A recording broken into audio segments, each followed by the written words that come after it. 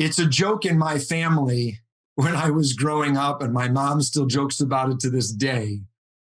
When I was young, and she would say to me, "You can't do everything." And I would say, "But I can try." And my wife has had a huge impact with me on this area in the last decade. I would say that probably the biggest thing that I have that's different behaviorally over the last 5 years is that my calendar is not as full. I don't do everything anymore. I'm still, I'll say busy, right? I'm still productive. But I make more conscious decisions in where and how to spend my time, and prioritize some things a little bit differently. And even though the joke is still out there, that I try to do it all, I've really slowed down a little bit more.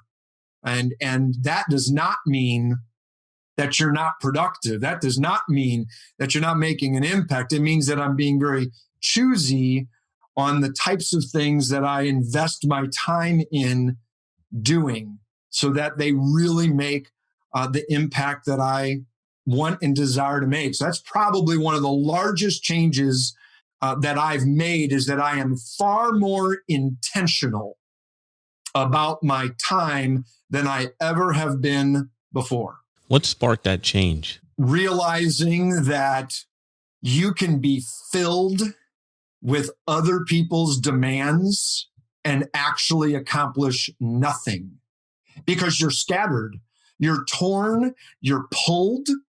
And I think it's that idea of, we have to know what we need to say yes to, and we have to know what we need to say no to, even if it is a good thing, right? And I think it's John Maxwell, I think, has the paraphrase. I'm going to paraphrase it, but I think he says, the good is the enemy of the best, right? We can't settle for just good things. And so we have to make some priority choices. And that's really where I just kind of felt like you're on that rat race. And I see so many people, and that's really what led me to speaking, was to get into the workforce and to get people to see that you don't have to be on the rat race every day. You can go to work every day. You can take your kids around every day, but you can start making choices that actually make you more efficient, that make you more productive, that carve out things. And let me give you an example. One choice is, I read a Bible verse or some type of a devotional,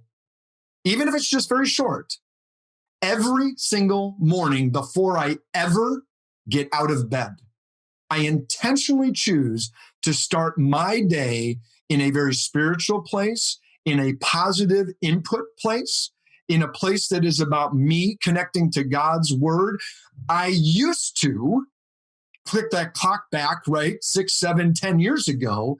And the first thing that I looked at every morning was my email, social media, or I would watch the news. I don't do that. I hardly watch the news at all now, because I'm making a decision about where I want to spend my time and what I put in. And then it changes the rest of the day from there. Yeah, that was, I love that you used the word intentional. And that's been the big theme for us over here this year is living a life with intention. And that morning routine, taking control of it, because I used to do the same thing. I don't have email on my phone anymore because of that, because I don't want other people's agenda to start my day. So I love that.